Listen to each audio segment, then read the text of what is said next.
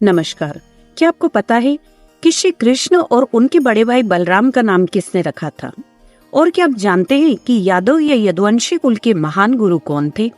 और जैसे श्री राम जी के बारे में रामचरितमानस में बताया गया है, तो श्री कृष्ण के जन्म से लेकर उनका पूरा जीवन काल किस पुराण या ग्रंथ में विस्तार से बताया गया है? तो आइए हमारे साथ सनातन धर्म की गहराइयों में जाकर पुराणों और हिंदू धर्म के महान ग्रंथ में छुपे भगवान और सनातन धर्म के हर एक पहलू को करीब से जानते हैं। तो हमारे इस नए चैनल पर हम सभी प्रकार के पुराण और महापुराण के सीरीज सीक्वेंस से शुरू करने जा रहे हैं। और सबसे पहले हम श्री गर्ग संहिता को पढ़ेंगे और आपको समझाएंगे भी। तो आइए सबसे पहले जानते हैं कि गर्ग संहिता ग्रंथ, जिसमें श्री कृष्ण का जन्म और उनके जन्म से लेकर उनके द्वारा कंस का वध करने के बाद वह द्वारिका कैसे पहुँचे और द्वारिकाधीश कैसे बने, फिर बाद में वे महाभारत से किस प्रकार जुड़े, ये सब हमें इस ग्रंथ गर्ग संहिता में जानने को मिलेगा। तो सबसे पहले जानते हैं कि गर्ग संहिता की रचयिता कौन है। श्री गर्ग संहिता यदुकुल के महान आचार्य महामुनि गर्ग जी की रचना है, जिन्हें महर्षि गर्ग या गर्गाचार्य के नाम से भी जाना जाता है। महामुनि गर्ग जी प्राचीन भारतीय ऋषि थे, जिन्हें गर्ग संहिता के लेखक के रूप में जाना जाता है। गर्ग संहिता हिंदू धर्म के महत्वपूर्ण ग्रंथों में से एक है, जो मुख्यतः भगवान कृष्ण की लीलाओं और उनके जीवन से संबंधित कथाओं का संग्रह है। महामुनि गर्ग ने अपने जीवन में कई महत्वपूर्ण कार्य किए, जिन्होंने भारतीय धार्मिक और सांस्कृतिक धरोहर को समृद्ध किया।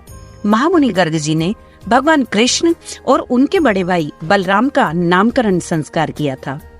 उन्होंने मथुरा से गोकुल नंद बाबा के घर जाकर माता यशोदा और नंद जी के पुत्र का नाम कृष्ण रखा और वासुदेव की दूसरी पत्नी देवी रोहिणी के पुत्र का नाम बलराम रखा। जी हाँ, श्री कृष्ण के बड़े भाई बलराम उनके पिता वासुदेव की दूसरी पत्नी रोहिणी के पुत्र थे।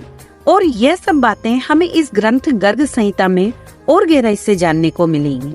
तो आचार्य गर्ग ने ही श्री कृष्ण और उनके भाई बलराम का नामकरण संस्कार किया और इस घटना का उल्लेख भागवत पुराण में भी मिलता है। गर्ग मुनि ज्योतिष शास्त्र के महान ज्ञाता थे। उन्होंने ज्योतिष और खगोल विज्ञान के कई सिद्धांतों का प्रतिपादन किया, जो आज भी प्रासंगिक है। उनके द्वारा बताए गए ज्योतिषीय सिद्धांत और गणनाएं अत्यंत महत्वपूर्ण मानी जाती हैं। गर्ग मुनि ने कई महत्वपूर्ण यज्ञ और अनुष्ठानों का आयोजन किया। वे वेदों के महान ज्ञाता थे और वेदों के अनुसार यज्ञ करने में निपुण थे। गर्ग मुनि यादव वंश के कुलगुरु थे।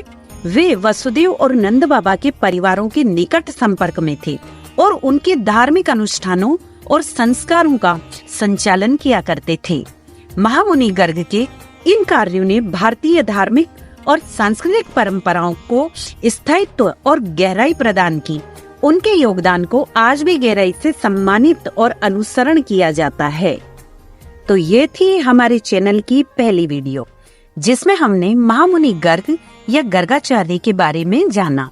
और अगली वीडियो में हम जानेंगे कि आचार्य गर्ग द्वारा रचित गर्ग संहिता में हमें क्या क्या जानने को, समझने को और क्या कुछ पढ़ने को मिलेगा। ये वीडियो बस एक इंट्रोडक्शन वीडियो थी और अगली वीडियो भी गर्ग संहिता की डिटेल इंट्रोडक्शन वीडियो होगी। फिर हम संहिता पढ़नी शुरू करेंगे पहले अध्याय से। बस इस शुरुआत में आप सभी का सपोर्ट चाहिए, ताकि हम जल्द से जल्द इस चैनल को ग्रो कर लें और पुराणों महापुराणों का अनमोल ज्ञान आप सभी तक रेगुलर पहुंचाते रहें। तो चलिए मिलते हैं अगली वीडियो में। राधे राधे।